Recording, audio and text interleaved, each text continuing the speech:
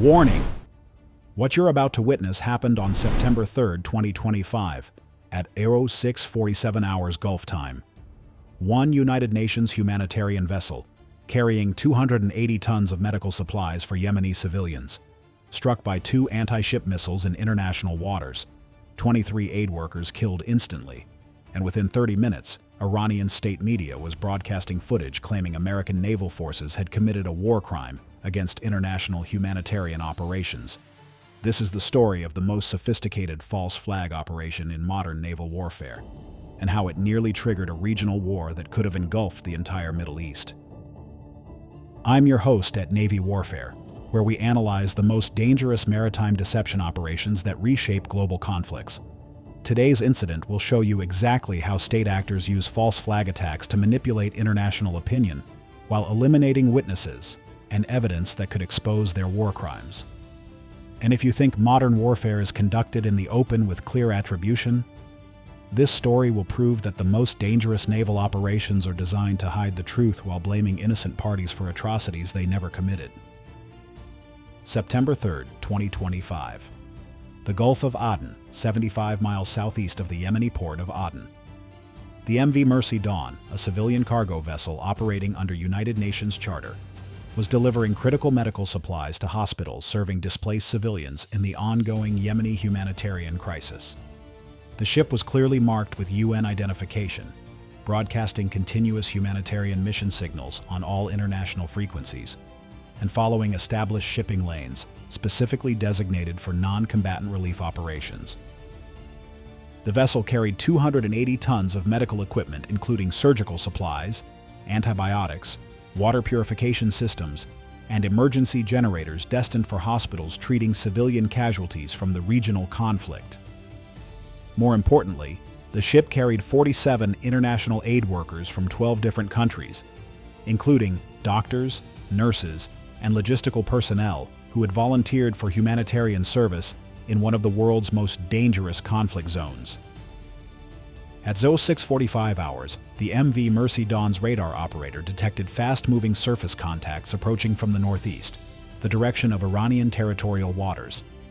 The contacts were traveling at over 40 knots and following intercept courses that would bring them alongside the humanitarian vessel within 12 minutes. The ship's captain immediately broadcast distress signals and requested identification of the approaching vessels on international emergency frequencies. The approaching craft were later identified as Iranian Revolutionary Guard Corps Navy fast attack boats, specifically Siraj 1 class patrol vessels, armed with anti-ship missiles and designed for high-speed operations in shallow coastal waters. Each vessel carried a crew of 8 to 10 IRGC naval personnel and was equipped with weapons systems capable of sinking ships significantly larger than the civilian humanitarian vessel. At 0646 hours, the Iranian attack boats began transmitting radio messages in Farsi that roughly translated to, "Unknown vessel, you are transporting weapons to terrorist forces. Prepare to be boarded for inspection."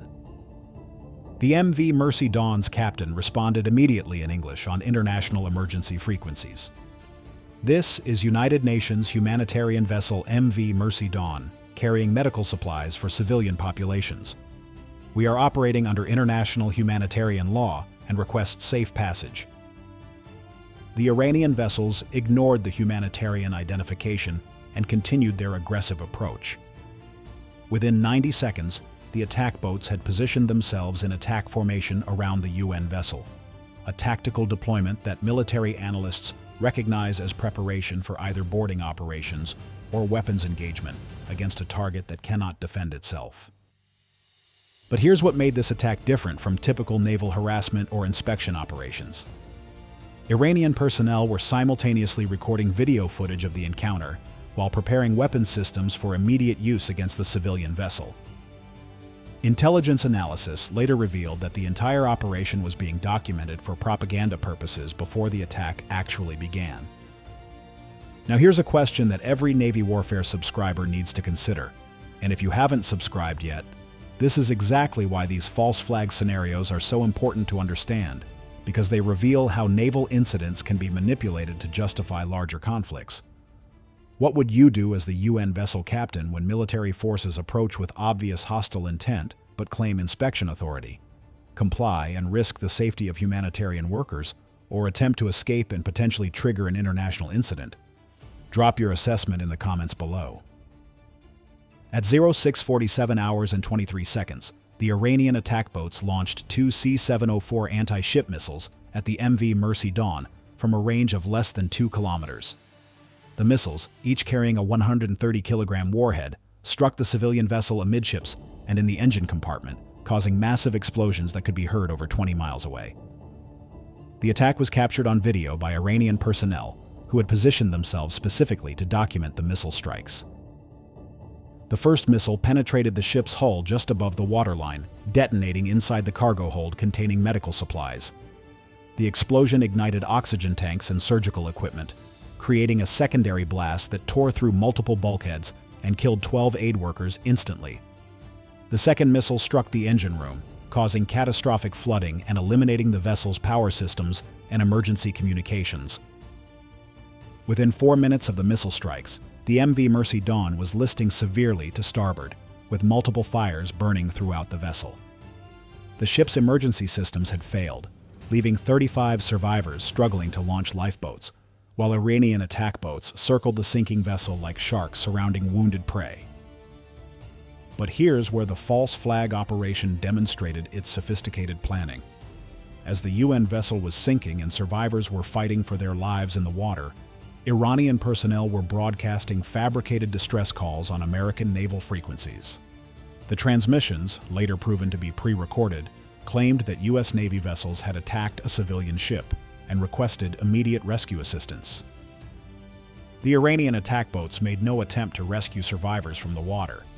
Instead, they continued filming the sinking while transmitting fake emergency signals designed to implicate American forces in what appeared to be an attack on humanitarian operations. Intelligence analysis revealed that the entire operation was planned not just to destroy the UN vessel, but to create evidence that could be used to blame American naval forces for war crimes. At 0651 hours, Iranian state media began broadcasting footage of the attack, with commentary claiming that American naval forces had conducted an unprovoked assault on a United Nations humanitarian mission. The video showed the missile strikes and sinking vessel, but excluded footage of the Iranian attack boats that had actually fired the weapons. The propaganda was so sophisticated that initial international news reports repeated Iranian claims without independent verification. The deception operation included forged radar data allegedly showing American warships in the area at the time of the attack. Iranian intelligence services had apparently prepared false electronic evidence weeks in advance, creating a comprehensive narrative that would blame U.S. forces for the sinking, while hiding Iranian responsibility for what amounted to war crimes against international humanitarian operations. For those following Navy warfare's analysis of false flag naval operations, this incident represents the most sophisticated maritime deception since World War II. The Iranian operation combined kinetic attack, propaganda preparation, and electronic warfare to create a false narrative that could justify broader military action against American forces, while hiding Iranian responsibility for killing international aid workers. The actual American naval presence in the area consisted of the USS Carney, an Arleigh Burke-class destroyer conducting routine anti-piracy patrol operations approximately 150 miles from the attack site. The destroyer's crew had no knowledge of the Iranian attack until they received distress signals from survivors who had managed to activate emergency beacons after reaching lifeboats. When the USS Carney arrived at the attack site 2 hours and 17 minutes after the sinking, they found 23 survivors in lifeboats and 12 bodies floating among debris from the destroyed humanitarian vessel. The survivors' testimony immediately contradicted Iranian propaganda claims, but by that time, Iranian media had already broadcast their false flag narrative to audiences across the Middle East. The rescue operation conducted by the USS Carney provided crucial evidence that exposed the Iranian deception. The destroyer's medical personnel documented injuries consistent with anti-ship missile attacks, while the ship's intelligence systems recorded debris patterns that proved the vessel had been struck by weapons fired from short range rather than long-range naval engagement. More importantly, the USS Carney's electronic warfare systems had been passively monitoring Iranian naval communications throughout the morning, and had recorded the actual attack coordination between Iranian vessels. The intelligence data provided irrefutable proof that Iranian forces had conducted the attack while simultaneously broadcasting false accusations against American forces. Intelligence analysis of the recovered debris revealed that the anti-ship missiles used against the UN vessel were C-704 weapons, manufactured specifically for Iranian Revolutionary Guard Corps naval operations.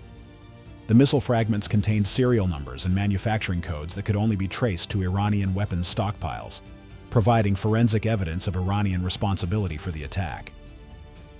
The survivor testimonies were even more damaging to Iranian propaganda efforts. Aid workers who had witnessed the attack provided detailed descriptions of Iranian attack boats, crew uniforms, and tactical procedures that directly contradicted Iranian claims about American responsibility. Several survivors had photographed the Iranian vessels using emergency cameras before the missiles were fired. But the most critical evidence came from international maritime surveillance systems that had been monitoring shipping traffic in the Gulf of Aden.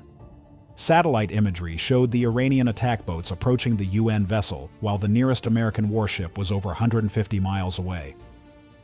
The timeline evidence completely destroyed Iranian claims about American involvement in the attack. The international response was immediate and unprecedented. The United Nations Security Council convened an emergency session within 6 hours of the attack, with multiple nations demanding immediate investigation of what appeared to be a deliberate attack on humanitarian operations. The evidence of Iranian responsibility was so overwhelming that even traditional Iranian allies began distancing themselves from Tehran's propaganda claims. The legal implications were staggering. Attacking clearly marked humanitarian vessels operating under international law constitutes war crimes under multiple international conventions.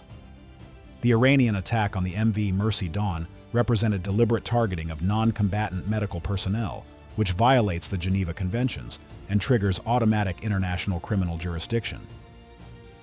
If you're interested in understanding how false flag operations are designed to manipulate maritime conflicts, make sure you're subscribed to Navy Warfare with notifications enabled. And here's a strategic question for our naval warfare community. Given what you now know about Iranian willingness to attack humanitarian operations while blaming other nations, how should international maritime law be modified to prevent false flag attacks on civilian vessels? Your assessment could help other viewers understand the evolution of maritime war crimes. The economic consequences for Iran were immediate and severe. International shipping companies immediately suspended all operations near Iranian waters, citing the demonstrated willingness of Iranian forces to attack clearly marked civilian vessels. Insurance rates for vessels operating anywhere near Iranian territorial waters increased by over 300% within 48 hours of the attack. The diplomatic fallout extended far beyond typical Middle Eastern regional tensions. Nations that had been neutral in previous Iranian conflicts began supporting international sanctions and military responses to what was clearly documented war crimes against humanitarian operations. The false flag operation had backfired completely, creating international opposition rather than support for Iranian regional objectives. The technical analysis of Iranian deception capabilities revealed sophisticated planning that included electronic warfare, propaganda preparation, and operational security measures designed to hide Iranian responsibility while creating false evidence of American culpability. The operation demonstrated intelligence and planning capabilities that exceeded previous assessments of Iranian asymmetric warfare programs. The psychological impact on humanitarian organizations was devastating. Multiple international aid groups suspended operations in the region, citing the demonstrated willingness of Iranian forces to deliberately target medical personnel and relief operations. The attack effectively eliminated humanitarian assistance to civilian populations who desperately needed medical care and emergency supplies. The operational implications for American naval forces were immediate and significant. Rules of engagement were modified to authorize preemptive action against any Iranian naval vessels approaching humanitarian operations. The false flag attack had eliminated the presumption of innocent intent for Iranian military activities near international relief operations. The intelligence value of the incident provided unprecedented insight into Iranian false flag operational procedures. The detailed documentation of deception methods, propaganda coordination, and electronic warfare capabilities gave American intelligence agencies comprehensive understanding of Iranian information warfare tactics that could be applied to future conflict scenarios. The long-term strategic consequences continue to influence Middle Eastern maritime security. The Iranian attack on the UN vessel demonstrated that humanitarian operations could be deliberately targeted to create false flag incidents, fundamentally changing how international relief organizations assess operational security in conflict zones. The survivor accounts provided heartbreaking testimony about the final moments of aid workers who had dedicated their lives to helping civilian populations in conflict zones. The Iranian attack had specifically targeted people whose only mission was providing medical care to wounded civilians, representing a level of brutality that shocked even experienced humanitarian personnel. The weapons analysis revealed that Iranian forces had used precision-guided anti-ship missiles against a civilian vessel that posed no military threat whatsoever. The choice of weapons indicated that the attack was planned for maximum destructive effect rather than warning or deterrence, demonstrating clear intent to cause mass casualties among humanitarian personnel. The international legal proceedings that followed the attack established new precedents for prosecuting maritime war crimes involving false flag operations. The comprehensive evidence of Iranian responsibility, combined with the systematic deception campaign, created legal standards that would influence international maritime law for decades. The media warfare aspects of the operation revealed sophisticated Iranian capabilities for rapid propaganda distribution and narrative manipulation. The speed and coordination of false flag messaging indicated preparation and rehearsal for exactly this type of deception operation, suggesting that the attack was part of broader Iranian plans for manipulating regional conflicts. The rescue operations conducted by the USS Carney demonstrated the professionalism and humanitarian commitment of American naval personnel who risked their own safety to save survivors of Iranian war crimes. The contrast between American rescue efforts and Iranian attacks on humanitarian workers provided clear evidence of the moral differences between the opposing forces. The memorial services for the 24 aid workers killed in the Iranian attack drew international attention to the human cost of false flag operations against humanitarian missions. The victims included doctors, nurses, and logistical personnel from multiple countries who had volunteered for dangerous humanitarian service and were murdered while trying to provide medical care to civilian populations. Before we close, let me ask our Navy warfare community, what other false flag maritime scenarios would you like us to analyze? Are you interested in historical deception operations, electronic warfare tactics used to create false evidence, or maybe some of the classified investigation methods used to expose maritime war crimes? Drop your suggestions in the comments and let us know what aspects of naval deception operations you want to understand better. The ongoing investigation continues to reveal additional aspects of Iranian planning for the false flag operation. Intelligence agencies have identified similar deception preparations targeting other humanitarian organizations, indicating that the attack on the MV Mercy Dawn was part of a broader campaign to eliminate international witnesses to Iranian regional activities. And remember, while this scenario is based on realistic false flag operational methods, anti-ship missile capabilities, and humanitarian vessel procedures, it represents a simulation of how such attacks might be conducted based on actual Iranian naval tactics and documented deception operations. The men and women who serve in humanitarian missions deserve our respect and protection from those who would deliberately target international relief efforts. That's Navy warfare, bringing you the most detailed analysis of maritime deception operations and scenarios that shape our world. Subscribe for more in-depth false flag and naval warfare breakdowns. And remember, in the modern maritime environment, the most dangerous enemies are those who attack humanitarian workers while lying about their crimes to manipulate international opinion and justify further aggression.